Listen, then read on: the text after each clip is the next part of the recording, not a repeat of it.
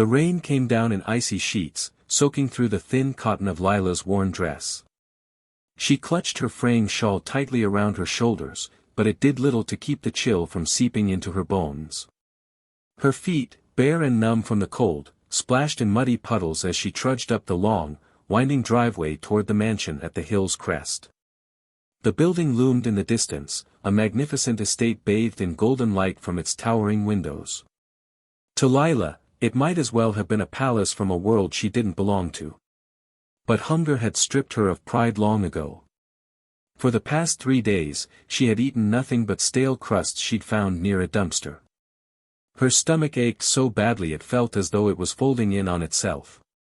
She reached the ornate black iron gates, her breath coming out in shaky clouds. For a moment, she hesitated. The people who lived in places like this didn't open their doors to people like her. But her body trembled from exhaustion, and the gnawing emptiness inside pushed her forward.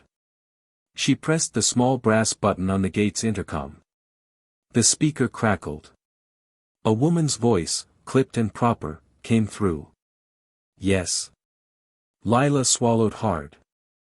I'm sorry for disturbing you. Please.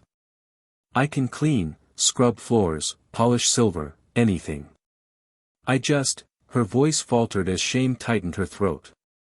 I just need a plate of food. Silence. The rain pattered on the umbrella above the security camera. Then, slowly, the gates began to swing inward with a low groan. Inside, the driveway was even more intimidating up close, lined with perfectly manicured hedges and marble statues.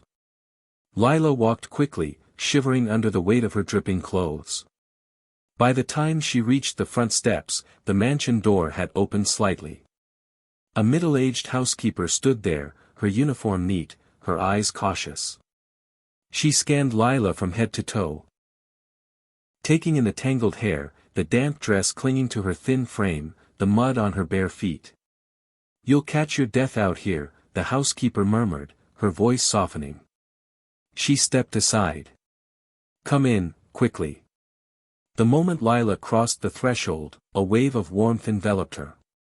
The scent of something rich and savory, roast meat, herbs, fresh bread, wrapped around her senses until her stomach growled audibly. Embarrassed, she kept her head down, drops of rainwater sliding from her hair onto the polished marble floor. Sit in the kitchen, the housekeeper instructed, closing the door against the storm. I'll bring you a towel. Lila obeyed quietly, her eyes darting around the grand hallway with its gleaming chandeliers and velvet curtains. Everything here spoke of a life she had never known, one she never thought she'd even see up close. She didn't know that in just minutes, the mansion's owner would walk through that very door, and her life would change forever. The storm outside deepened, lightning flashing across the night sky. The kitchen was warm, but Lila sat hunched on the edge of a wooden stool, her hands wrapped around the steaming mug of tea the housekeeper had given her. She hadn't taken a sip yet, part of her feared that if she drank, she might wake from this moment and find herself back in the cold. From the other side of the house, the sound of a door unlocking broke the quiet. The low rumble of an engine shutting off had already signaled someone's arrival. The housekeeper straightened instantly, smoothing her apron. Mr. Cross is home, she murmured, almost to herself, before disappearing into the hall to greet him. Ethan Cross stepped in from the rain, the collar of his tailored coat turned up against the weather. Water beaded and slid off the expensive fabric, his polished shoes gleaming even in the dim light. At 35, he carried himself with the quiet authority of a man who had built an empire with relentless discipline. His dark hair was damp, his jawline sharp, his expression unreadable. He was used to the stillness of his mansion when he came home, no unexpected voices, no strangers lingering in the kitchen. So when he heard the faint creak of a stool and the muffled rustle of fabric from down the corridor, his brow furrowed. Who's here? His voice was calm, but it carried the weight of someone used to getting answers. The housekeeper hesitated. A young woman, sir. She came to the gate asking to work for food. I thought, just for tonight. Ethan's stride lengthened. He turned the corner into the kitchen, his gaze sweeping the room, and then stopping abruptly. Lila was still staring at the tea, her wet hair plastered to her face. At the sound of footsteps, she lifted her eyes. Time seemed to stutter. Ethan's polished composure cracked for a fraction of a second. His breath caught, though he masked it quickly. Those eyes, wide, brown, and achingly familiar, pulled him back years, to a cramped little diner on the edge of town, to a day when he was penniless, hungry, and invisible to the world, except for the waitress who had noticed. "You," he murmured, the word almost lost in the space between them. Lila's brow knitted in confusion. "I'm sorry, sir, do I know you?" Her voice was tentative, as if afraid her presence alone might anger him. Ethan didn't answer right away. His gaze traveled over her thin frame, the damp clothes clinging to her, the faint tremor in her hands. The memory of her kindness all those years ago, one simple plate of food she had refused to let him pay for, flashed in his mind. In that instant, the distance between the CEO and the shivering woman was more than physical, it was the chasm between two different worlds, and yet, he couldn't ignore the bridge that had once connected them. Ethan stood in the doorway, the hum of the rain against the windows filling the silence. Lila's confused eyes locked on his, but he didn't move, his mind drifting, pulled backward through time as if someone had yanked open a door to his past. It had been 12 years ago. He was 23 then, jobless, broke, and living out of a rusted car that coughed and wheezed every time he tried to start it. That day had been one of his lowest. He'd gone nearly 2 days without eating, saving what little money he had to put gas in the tank so he could get to job interviews. The hunger had made him dizzy, his body weak. The streets had been cold and wet that morning, just like tonight. He had stumbled into a small diner on the corner of Maple Street, hoping, praying, that maybe they'd have some leftover bread they'd be willing to give away. He remembered the smell that hit him when he walked in, coffee, bacon, and something sweet baking in the oven. The waitress who approached him was young, with hair pulled back in a loose braid, a pencil tucked behind her ear. She wore a name tag. Lila. Her smile was warm in a way that made him feel, for just a moment, like he wasn't invisible. "Can I get you something?" she'd asked, holding a notepad, though her eyes lingered on his empty hands and worn coat. He'd hesitated, embarrassed. "I don't have much money. Maybe just coffee." She'd studied him quietly, then leaned down slightly and whispered, "Wait here." Minutes later, she had set down a steaming plate piled with eggs, toast, and hash browns. A side of jam. Even a small glass of orange juice. I can't pay for this," he'd stammered, panic flickering in his eyes. Her smile had deepened, though there was a hint of sadness in it. "Consider it on the house. Everyone needs a warm meal sometimes." He tried to insist, but she'd shaken her head. "Just promise me, when you're able, help someone else who needs it." It was such a small moment in the grand scheme of his life, yet it had carried him through that day, through the weeks of struggle that followed. It was a reminder that kindness existed, even for those society looked past. And then, she'd been gone. The next time he passed the diner, Lila wasn't there. The cook had told him she'd left town suddenly. He never saw her again, until now. The memory faded, and Ethan's gaze sharpened back to the present. Lila was still seated on the stool, looking smaller than he remembered, as if the years had weighed heavily on her shoulders. "You don't remember me," he said finally, his voice low. She tilted her head, puzzled. "I'm sorry, 12 years ago. A diner on Maple Street. You gave a stranger a meal he couldn't pay for." His words were steady, but something in them trembled. Lila's eyes widened slowly, the faintest spark of recognition dawning. Her lips parted, but no sound came out. "I never forgot," Ethan said quietly. "Not for a single day." Lila blinked at him, the rain still dripping faintly from the ends of her hair. Her lips trembled as if she were searching for something to say, but no words came. It was as though the years between them had collapsed, leaving them both in the quiet space of that memory. Ethan stepped into the kitchen fully, removing his coat and draping it over the back of a chair. The housekeeper looked between them, sensing a story she didn't understand. When Ethan gave her a nod, she quietly slipped away, leaving them alone. "You remember me?" Lila asked finally, her voice fragile, as though she didn't quite believe it. "How could I not?" Ethan replied, leaning lightly against the counter. "You were the only person who saw me when I had nothing.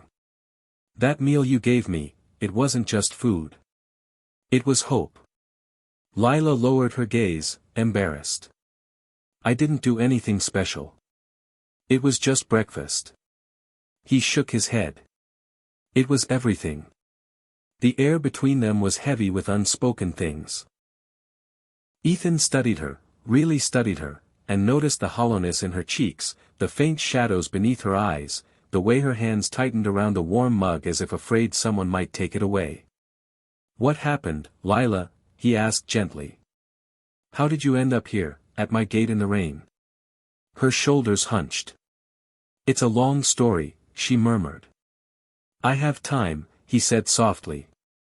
Lila hesitated, then took a deep breath. "After the diner, I moved to another town to help my mother. She was sick, and I worked 2 jobs to pay for her medication. When she passed, I lost everything. The rent, the bills, everything piled up. Then I lost my apartment. I tried to get work, but without a permanent address, people stopped giving you a chance." She gave a small, bitter laugh. "I've been sleeping wherever I can, doing odd jobs for coins. Tonight, I hadn't eaten all day. I saw the lights here and thought maybe someone would let me work for a meal." Her voice cracked at the end, but she quickly swallowed back the emotion. "I'm sorry for showing up like this. I'll leave once I've eaten. I don't want to trouble you." Ethan's jaw tightened. The image of her walking back out into that storm, back into whatever cold corner she'd been calling shelter, was unacceptable. "You're not going anywhere," he said firmly. Lila's eyes widened. "I can't stay here." "Yes, you can." His voice was calm, but there was no room for argument. "You once helped a stranger when you had nothing to gain. Tonight, I'm returning that favor." She shook her head quickly, panic flickering in her expression. "I don't want charity." "This isn't charity," Ethan replied, stepping closer. "This is balance. You gave me a meal when I couldn't afford one. That moment changed something in me. You planted the seed that made me believe in second chances. Now, it's my turn." She stared at him, torn between pride and desperation. "Here's what we'll do," he continued. "I'm offering you a job in my company. Something stable. You'll also stay here, in one of the guest rooms, until you're back on your feet." Lila shook her head again, the words coming out in a rush. "That's too much.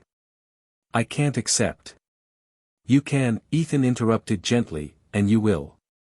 Because you once told me, everyone needs a warm meal sometimes. Well, everyone also needs a warm place to sleep, and someone who believes in them." Her lips parted, but she had no answer. Tears gathered in her eyes, and she quickly wiped them away with the back of her hand. "I don't know how to thank you," she whispered. "You already have," he said simply.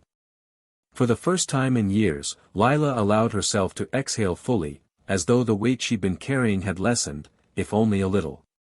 She still didn't know what tomorrow would look like, but for tonight, she was warm, safe, and no longer invisible. The dining room was nothing short of breathtaking. High ceilings with crystal chandeliers, walls adorned with art that looked like it belonged in a museum, and a polished mahogany table that seemed to stretch forever. Lila sat at the far end, her posture uncertain, her hands resting lightly in her lap. The housekeeper brought in steaming plates of roasted chicken, garlic mashed potatoes, glazed carrots, and warm bread still fragrant from the oven. The aromas made Lila's stomach tighten with both hunger and disbelief. She had never sat at a table like this, not even as a guest. Ethan sat across from her, but instead of eating right away, he watched her. She hesitated, glancing at him as though waiting for permission. "Go ahead," he said softly. "Eat." The first bite was almost too much for her to take in, not just because the food was rich and flavorful, but because of the flood of emotions it brought with it. She tried to hold back tears, but a few slipped down her cheeks as she chewed. Ethan said nothing, giving her space to simply be. He knew what hunger felt like, the way it could strip you down to something primal. He didn't want to interrupt her moment with questions or pity. When she finally set down her fork, the plate nearly empty, she leaned back, a small, almost shy smile touching her lips. "Thank you," she said. It was a simple phrase, but it carried a weight that went beyond gratitude for a meal. Ethan rested his forearms on the table. "You helped me when you didn't have to. Tonight, I'm giving you something in return. But it's more than that, Lila. I believe you deserve a real chance to start over." She swallowed hard. "I don't know if I'm worth all this. I've made mistakes. We all have," Ethan interrupted gently. "But the person I see in front of me is the same woman who gave a stranger dignity when he had nothing. You didn't know who I was back then. You didn't care. You just helped. That matters more than you think." The words hit her in a way she hadn't expected. For so long, she'd been defined by her struggles, by the absence of a home, a steady job, security. No one had looked at her as someone worth investing in. Until now. He continued, "Tomorrow morning, I'll have my assistant set up everything you need for your new role at the company. It won't be charity, it'll be work you can take pride in. You'll have a steady income, benefits, and the freedom to rebuild." Her hands trembled slightly in her lap. "And, the room?" Ethan smiled faintly. "It's yours for as long as you need it. You don't have to worry about the rain anymore." The mention of the storm made her glance toward the tall windows. Beyond them, the rain still poured, dark and relentless. She thought of the park bench she'd been planning to sleep on tonight, the way the wind would cut through her like a knife, and she shivered. She looked back at Ethan, her voice almost breaking. "Why? Why do this for me?" He leaned back, his gaze steady. "Because you once saw a man who was invisible to the world, and you didn't turn away. That act shaped the person I became. The success, the wealth.